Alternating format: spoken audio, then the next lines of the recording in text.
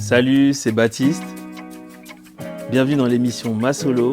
Masolo en lingala, ça veut dire tchatcher, bavarder, causer et c'est exactement ce qu'on va faire avec nos invités. On va parler de mode, mais pas que.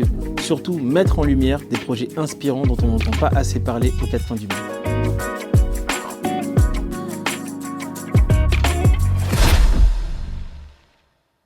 Aujourd'hui, j'ai l'honneur et la chance d'accueillir Andréane Lemieux, la directrice du développement durable de l'IFM, l'Institut français de la mode, mais qui est aussi la directrice de la chaire Sustainability IFM Kering. Andréane Lemieux, je suis très ravi de te recevoir aujourd'hui. Merci de m'avoir invitée, je suis très heureuse aussi d'être avec toi. Et pour te présenter, j'ai lu quelques informations sur Internet et je vais te proposer une petite mais synthétique présentation sur ton parcours et ce que tu fais actuellement. D'accord. Donc, après plus de 15 ans dans l'industrie du luxe, tu as consacré ta thèse à la transformation des organisations par le lean management et l'agilité dans le secteur de la mode et du luxe en réponse à des objectifs de performance opérationnelle. Et tu es investi aujourd'hui dans une transformation qui est essentielle dans l'industrie de la mode, du luxe, qui est celle du développement durable dans les organisations. Exact. Tout est bon? C'est bon. Ok, super. On va commencer l'interview. Je suis ravi encore de te recevoir. Tu es pour moi du coup un modèle, une experte dans ce domaine du développement durable et surtout dans l'industrie du textile. Et j'ai une petite question à te poser qui pour moi est essentielle. Est-ce que tu préfères faire ton shopping sur Shein ou Temu? J'ai pas de compte ni un ni l'autre. Effectivement, c'est vrai que tu vois, on peut le voir avec toutes ces lois anti-fast fashion. Donc c'est vraiment un grand progrès pour le monde et l'industrie de la mode. En France, on est un peu les pionniers finalement à mettre en place ces régulations pour que ça s'arrête un petit peu, cette surconsommation, ces publicités à outrance sur ces produits avec des prix qui sont totalement ahurissants. Et puis je pense que de là, on a aussi les conditions de travail des personnes qui confectionnent ces produits à dénoncer, mais on en reparlera un petit peu tout à l'heure. Tu vois, on parle souvent de RSE, c'est un mot qui revient souvent, et moi je voulais savoir, selon toi, c'est quoi ta définition de la RSE pour qu'on essaye vraiment de mettre un cadre, une base à notre échange. Oui, la RSE, en fait, il y a beaucoup de choses qui m'ont présenté comme directrice du développement durable. Donc, il y a le développement durable qui est un développement qui prend en compte nos besoins maintenant sans compromettre les besoins des générations futures. Donc ça, c'est un peu comme l'expression on n'hérite pas des terres de nos parents, on l'emprunte à nos enfants, en fait. Donc, le développement durable, c'est ça. Et finalement, la RSE, la responsabilité sociale et environnementale des entreprises, c'est vraiment la mise en œuvre de cette transformation-là au sein des entreprises. Mais là, bon, c'est peut-être mon côté prof, tu vois, je t'explique. Mais après, tout ça appliqué à la mode, moi, c'est mon secteur d'activité. Ça prend évidemment de nombreuses formes. Et puis, on parlera des projets à la fois du secteur ou nos étudiants, et je pense que dans tout ça, on va parler du secteur, mais tu parlais de la loi de la fast fashion. Ça prend aussi, il y a toute une part de responsabilité qui repose aussi sur un cadre légal, qu'il soit national en France. Au niveau européen aussi, c'est essentiel de porter ces sujets-là aussi au niveau européen et ensuite mondial. On va parler des relations avec l'Afrique. Évidemment, c'est des liens qui sont plus qu'importants. Mais justement, en fait, quels sont les enjeux en fait, du moment en matière de développement durable dans la mode et des enjeux, on va dire, plus mondiaux parce que sur la France, on sait où on va, mais quels sont les enjeux mondiaux? Il y en a plusieurs, évidemment. Dans le secteur de la mode, si tu veux, tu as déjà tout un sujet de traçabilité. Avec les changements dans les dernières années, avec l'avènement de la fast fashion, tu as parlé de l'ultra fast fashion. En fait, les marques européennes ont gardé principalement les métiers du design et du développement de produits ici. Et ont exporté tout le reste. Donc, on a un peu perdu tout le fil conducteur de l'amont de la chaîne. Donc, l'enjeu de traçabilité amont, de remonter jusqu'à l'agriculteur, en fait, est essentiel pour qu'on puisse mesurer l'impact. Et si on ne mesure pas, on ne pourra pas s'améliorer parce que tout est un sujet de s'améliorer, qu'on ait des produits à impact faible, donc décarboné d'un point de vue environnemental, et puis s'assurer que d'un point de vue social, ça fasse sens. Ça, c'est pour l'amont. Et puis, on va parler de l'aval aussi, c'est-à-dire que, en fait, aujourd'hui, le peu de traçabilité qu'on avait, c'était sur le premier rang, c'est-à-dire ton manufacturier ou l'achat de tes tissus.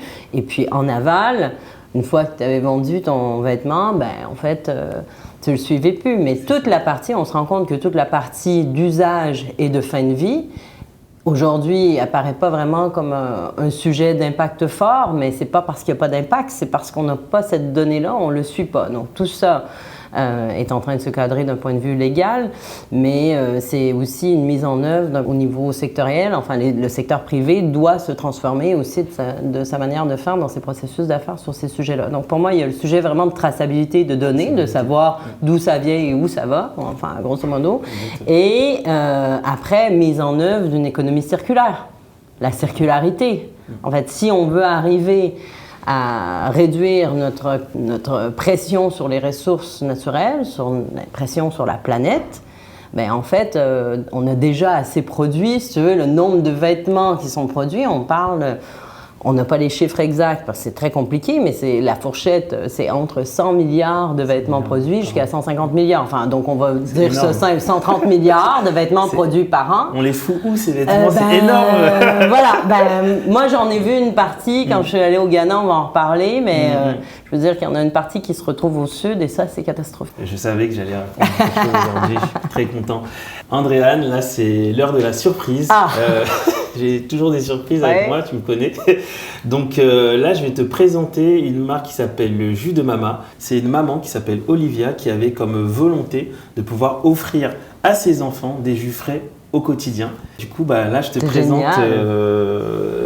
des jus gourmets à impact, repris par du coup un de ses fils qui s'appelle Flavio, qui depuis 2020 tient cette marque. Et puis c'est marrant puisque tu nous parlais d'agriculture en amont, de la chaîne, et puis après derrière qui donne les vêtements qu'on porte aujourd'hui. Et ben, figure-toi que ces jus gourmets sont issus de fruits et légumes issus de l'agriculture biologique, qui est une production artisanale made in France, que les recettes sont 100% sans additifs ni conservateurs, et que l'emballage en verre est recyclable et réutilisable. Donc finalement, on est un petit peu les 3 R de la loi AGEC. Ouais, exact.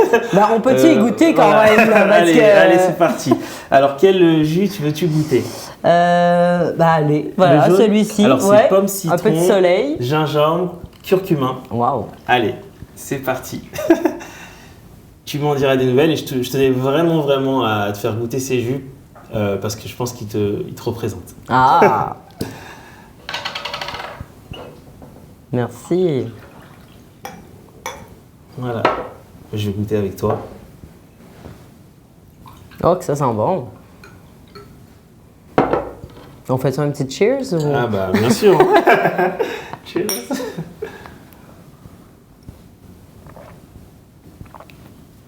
C'est délicieux. Je pense qu'on a vraiment cet aspect où quand on essaie de faire des belles choses pour notre monde, on est récompensé. Aujourd'hui, on est récompensé par ces jus gourmets. Merci Baptiste, belle découverte. Ça te plaît? Et puis moi je suis maman de 3, tu sais, donc... Toi aussi tu fais des petits jus pour tes enfants pressés tous les matins. Pas encore, mais en tout cas tu pourras leur faire goûter le jus de Mama. Merci. Parce que tu vas repartir du coup avec plusieurs jus qu'on a préparés pour toi. Merci. Trop bien. Andréane, t'es canadienne? Oui. Moi j'avais une vraie question à te poser. Ah vas-y, je sors la question là. En fait, comment a commencé pour toi cet amour pour l'Afrique? Parce que tu passes au moins, tu fais peut-être un voyage par an en Afrique, au minimum, parfois 2 même. Et me dis pas que tu avais un petit ami noir quand tu étais petit, ça marche pas. C'est quoi cet amour pour l'Afrique? Dis-moi tout. Écoute, ça m'a toujours intéressée. Moi, j'ai une amie qui a ouvert un orphelinat il y a plusieurs années à Libreville, au Gabon. J'avais eu le souhait d'aller la rejoindre. Enfin, la circonstance de la vie, ça s'est pas fait. C'est une question de feeling. Je sais pas. Et quand on a démarré la chaire, je me rappelle très bien, j'ai dit à Xavier Romatet, mon boss, j'ai dit, tu sais, Xavier, on va aller en Afrique avec les étudiants. Il dit, C'est toujours les idées. Il dit, mais qu'est-ce que... Pourquoi? Enfin, j'ai dit, non, mais je te dis, je sens, je crois en la vie, tu vois. Enfin, on s'est rencontrés. Je mets ça dans le cosmos, puis la vie me répond. Et en fait, en mon retour de congé maternité, donc l'année dernière, mon premier jour, j'ai une délégation du Ghana, de la Fondation Or, qui était en partenariat, enfin qui est toujours en partenariat avec Vestiaire Collective. Était à Paris et donc dans leur parcours de découverte passaient à l'IFM pour une visite et là je les reçois et on discute et j'ai dit mais en fait faut qu'on travaille ensemble là. Et donc Liz Ricketts, la fondatrice de la Fondation Art, m'a tout de suite on a tout de suite connecté et quelques semaines plus tard, en fait, j'étais pour la première fois au Ghana, à Accra. Et parle-nous de cette expérience justement au Ghana, moi ça m'intéresse parce que on entend beaucoup parler du Ghana aux informations, c'est des chars à ciel ouvert, le marché de Cantamento. Je crois que tu as tout vu. Non, il y a toujours à découvrir. Cantamento. Beaucoup de choses au Ghana, quoi. Ouais, c'est énorme. En fait, juste pour mettre en contexte, là, le Ghana, en fait, c'est le plus grand importateur de déchets textiles au monde. Là, on parle beaucoup du Ghana parce que c'est le plus gros. Après, c'est une situation qui est au niveau de l'hémisphère sud, je ne veux pas dire généralisée, mais en fait, on voit le Ghana parce que c'est le plus gros, mais en fait, c'est une situation qui est catastrophique sur l'ensemble de l'hémisphère sud en ce qui a trait aux déchets textiles. Le Ghana, enfin Accra, reçoit 15 millions de vêtements par semaine. C'est énorme. T'imagines 15 millions. Énorme. Et ça, moi, j'ai vu ça rentrer. On voit les bales, donc c'est des grands ballots de 50 kilos. Et ça, donc c'est 15 millions par semaine. T'imagines, ces quantités de vêtements, il y a malheureusement 40% qui vont direct en décharge. Moi, je suis allée au pied de la décharge. Tu as un édifice de 4 mètres de haut de vêtements. Et là, tu te dis, en fait, c'est mon industrie qui fait ça. On a fait des beach clean-up avec mes étudiantes là, cette année, parce qu'on y est retourné. Enfin, je vais t'expliquer la poursuite pendant 1 an et demi du partenariat, mais on est allé là en début d'année. En fait, on était 50 personnes sur à peu près 1000 mètres carrés, un petit bout de plage, un petit bout de plage, 50 personnes pendant 3 heures à nettoyer. Et là, tu as des tentacules, tu as des vêtements partout. Et là, pour te dire, les tentacules, tu es 6 mecs à tirer pour la sortir. C'est 2 mètres de profondeur. Et là, c'est des tentacules de 10-12 mètres de long. Et t'as quoi comme type de vêtements? C'est de la seconde main? T'as du neuf? T'as de tout. On a sorti, et puis là, c'est le tag challenge, en fait, qu'on donne. C'est quoi les marques qu'on retrouve? C'est ça. On photographie les étiquettes. Et d'ailleurs, la Fondation Or fait un top 10 des marques. Qu'on revoit le plus souvent, sur la plage, on peut les suivre sur Insta. On a le top 10. Mais donc, cette situation, cette catastrophe environnementale est hallucinante. Et ça, pour moi, on parle beaucoup du Rana Plaza il y a 10 ans. On a fêté le 10e anniversaire du Rana Plaza. L'immeuble qui s'est écroulé. Le scandale, le Rana Plaza de cette décennie, c'est les déchets textiles. Ça, c'est le côté, si tu veux, très dur. Et il y a aussi, moi, c'est la partie sociale qui m'alarme parce que le plus bas métier du marché, c'est les caillaillers. Donc, les caillaillers, c'est celles qui portent les bases de 50 kilos. C'est des jeunes femmes entre 9 et 15 ans. D'accord. Qui font même pas 50 kilos, t'imagines bien. Et qui portent pendant fois par jour. Pendant de longues distances, Et donc là, pour juste te donner une idée, là, après 8 semaines de porter tête comme ça, conséquences permanentes sur le corps.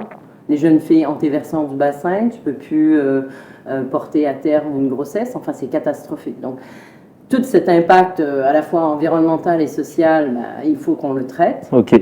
Donc ça, il faut que tout le monde en ait conscient, il faut être sensibilisé. Et ça, on travaille beaucoup sur justement partager ces conséquences. Mais en même temps, moi, ce que j'ai découvert là-bas et ce qui est incroyable, c'est qu'ils ont réussi à mettre une mode circulaire à grande échelle. Et on parlait de circularité. C'est 25 millions de vêtements qui sont remanufacturés, qui sont remis en circulation, en revente, en transformation à chaque mois. Donc c'est hyper bien parce que les étudiants de l'IFM, en fait, ils peuvent découvrir, je crois que tu pars avec certains étudiants, voir un petit peu ce qui se passe sur le continent. On a monté un programme d'échange là, cette année, c'est la beauté de cette conversation réciproque parce qu'on a tout à apprendre. En fait, nous, on y va parce une mise à l'échelle de cette grandeur est incroyable, 25 millions de vêtements. Donc là, je vais te montrer. Ah bah je vais bien voir, ouais. Par exemple, Kwaku, un upcycler. Ok. Je vais te donner. Là, j'ai 2 t-shirts, je t'en passe à l'instant. Ok. Kwaku, qui est un upcycler, lui achète des polos. Donc, il va acheter un board là, de 50 kilos, il va avoir 250 polos. D'accord. Et donc, il va trier rapidement. Il va couper, en fait, c'est ça? Il va regarder ce qui est utilisable dans le polo qu'il a acheté. Et en quelques minutes, on parle de 3 minutes, il découpe. Il découpe et puis... et là, tu vois, il a réussi à refaire 2 polos, enfin, avec les 2 polos. C'est assez chic, en plus, ce côté un peu bicolore. Et là, il en fait 500 par jour. D'accord, ok. Donc c'est intéressant. En termes de productivité, de volume, c'est énorme. Et ça crée une économie finalement. Donc ça, c'est revendu au niveau national, mais aussi dans les pays limitrophes, donc Mali, Burkina Faso, Côte d'Ivoire. Mais ce que tu vois là, et puis c'est chouette, il y a des designs, c'est super. C'est joli. Et ça, c'est dans le marché de Cantamento, c'est 30 000 personnes. D'accord. C'est le plus gros marché de seconde main au monde. Ok. Donc, on a tout à apprendre, si tu veux, en termes de process, de technique, de façon de faire, de vision, et tout ça est fait quand même, malgré tout, dans des conditions difficiles. C'est ça qui est compliqué. Et tu penses qu'il faut est-ce qu'il faut arrêter justement ces envois de vêtements il faut juste réguler? Les Africains, parce qu'en fait, c'est une conversation réciproque. Je pense que on a beaucoup à partager aussi, et donc ils viennent aussi chez nous à l'IFM. Donc c'est pas juste nous qui allons, mais eux aussi viennent. Donc là, je reçois une délégation prochainement. C'est super. Tu vas nous en parler dans quelques instants. Moi, j'ai eu la chance avec la mode européenne de pouvoir participer et de challenger les étudiants dans le certificat que tu diriges, la Chair Sustainability IFM Kering. Et c'était incroyable, exceptionnel, parce qu'on a pu voir, j'ai pu challenger les étudiants sur toutes les problématiques et continue à faire ce que tu fais, continue à accueillir de nouveaux projets et à confronter les étudiants sur ces problématiques et continue à tourner quelques projets vers l'Afrique. Je pense que ces échanges sont bénéfiques pour et l'Europe et l'Afrique. J'aimerais que tu me montres d'autres projets que tu as fait avec les étudiants, s'il te plaît. Oui, cette année, on a eu de très beaux projets. Là, je parlais du Ghana, mais on a un projet aussi qui a une très, très belle histoire autour des sans-abri. D'accord. Donc, Bas Timmer, la fondation Shelter Suit aux Pays-Bas, qui œuvre pour les sans-abri depuis maintenant 10 ans. On a eu la chance de travailler donc avec le fondateur et on s'est dit, en fait, on doit passer du temps dans la route pour comprendre les besoins des communautés de sans-abri dans Paris. Donc, on s'est fait accompagner par une asso ici à Paris qui est Utopia 56. OK. Donc, avec les étudiants, on est allé dans la rue, on a compris les besoins, on a eu des témoignages. Enfin, t'imagines comment c'était touchant. On a rencontré beaucoup de personnes qui arrivaient d'Afrique, des témoignages incroyables. Et en fait, de ce terrain, les étudiants ont développé des produits connectés à un besoin, l'hypothermie, les vols, les enfants. Je suis pressé de voir là, je suis impatient. C'est là. Ah bon? On a produit, en partenariat avec des ateliers solidaires, on a produit. Il faut absolument que je regarde. Et là, regarde, alors, il y a toute une collection, mais on a produit, donc je le mets. Parce que, vas-y. Voilà, je te fais un petit voilà, rentre dans ton rôle, Andréane. Donc, alors ça, c'est des capuchons multiportés. Ok. Donc, tu as les poches, génial. Tu peux te couvrir le cou, voilà, parce que quand tu es dans la rue, à Paris, on n'a pas des moins 20, enfin moi je suis canadienne, donc on n'a pas des moins 20, mais quand même, quand tu es dans la rue, quand il fait 2, je peux te dire que... T'as quand même froid, quoi. Et donc là, évidemment, tu peux le... Bon, je te vois plus. La nuit... je te vois plus. Voilà. Et là, on a distribué ça. Donc, c'est centaines avec les étudiants. Et là, tu expliques la fonctionnalité, comme je viens de te faire, donc à la personne à qui tu l'offres. Et puis, en plus, après, ils portent et tu Et là, nous, c'est en partenariat avec Balenciaga. C'est bien parce que vous êtes vraiment adapté aux besoins. Ouais. Et donc, là, il le porte, tu lui expliques, et puis tu lui dis, puis en plus, t'es beau. Ah, bah là, c'est... Et là, ça prend un niveau, si tu veux, t'es plus dans la survie, hein, t'es plus juste dans la fonctionnalité, le froid, mais là, t'es dans la vie. Et là, c'était des moments incroyables. Et donc, ce projet se poursuit. Génial. Donc, on invite les marques, les producteurs, enfin, tous ceux qui souhaitent nous suivre dans cette démarche. Mais c'est aussi une mode, si tu veux, on essaie de faire une mode qui a du sens, qui contribue. Et là, ben, en fait, l'ensemble des parties prenantes en bénéficient. Ok. Et je crois que tu as une dernière... Oui, bon là, c'est juste un petit... c'est un projet un peu marrant. Parce que moi, on m'a dit qu'il s'est passé un défilé il n'y a pas longtemps au Sénat. On était invité au Palais du Luxembourg pour présenter, parce que dans le cadre d'un autre projet, on a proposé un projet de loi sur l'éducation de la mode durable dans les écoles primaires en France. D'accord, ok. Mais j'avais un autre projet, puis j'ai dit, allez, on y va, cassons la baraque. Et là, on a développé une collection de maillots de bain. Donc ça, c'est un des protos, 100% laine. Baptiste, alors on sort complètement des microplastiques de toute l'industrie sportive. D'accord. Donc là, j'avais 6 mannequins en maillots de bain 100% laine qui défilaient au Sénat, je peux dire. Incroyable. C'était inédit. Bah, je vois ça, c'est vrai que toi aussi, tu es rempli de surprises, on est deux. Si tu avais un message clé à passer à tous ceux qui nous écoutent, ce serait lequel? C'est d'être curieux, de comprendre qu'à chaque fois qu'on fait un achat, est-ce qu'il est nécessaire? Quel est son coût pour la planète? Quel est son coût? Penser à tous ceux qui ont contribué aux vêtements. Est-ce qu'il y a des pressions? C'est quoi la matière? Est-ce qu'on contribue à alimenter les plages du Ghana en plastique, en microplastique? Enfin, moi, je pense qu'il y a une vraie réflexion de consommation, si on parle d'un point de vue citoyen. Et puis après, c'est soutenir les lois. On est aussi... il y a un mouvement législatif qui est important. On va devoir cadrer. Et ça, on est tous... en mesure de poser sa brique à l'édifice. J'aimerais que maintenant tu me poses une question. Donc voilà, je te laisse me poser une question et j'y répondrai avec plaisir. C'est la deuxième surprise. Toi, Baptiste, je sais que tu changes le monde tout le temps avec la mode européenne. C'est incroyable ce que tu fais aussi, que ce soit ici, en France, enfin en Île-de-France et en Afrique. C'est quoi ta vision de la mode de demain? Enfin, comment tu changerais le monde pour une mode meilleure demain? Pour moi, la mode de demain, c'est toute la chaîne de valeur qui est maîtrisée. Donc, on part de l'agriculteur vers le produit final, pouvoir vraiment maîtriser tout, aux déchets textiles, pouvoir les maîtriser et les valoriser. Et moi, je vois une mode de demain, tu vois, comme plein de petits créateurs dans le monde entier qui continuent à créer, mais tu vois, en quantité juste pour pas justement surproduire et qu'il y ait des connexions entre ces différents créateurs pour qu'on puisse relier le monde, les différents pays du monde, pour pouvoir encore plus pousser la créativité. C'est comme ça que je vois la mode de demain. Ah oui, je suis d'accord avec toi, cette mode unie, créative, parce qu'on a envie que ça soit beau et que ça soit créatif, c'est ça quand même. La créativité et du partage. Et pour le mot de la fin, j'aimerais que tu le dises. Let's go change the world! Allez, merci à tous, c'était Ma Solo. Je vous dis à très vite.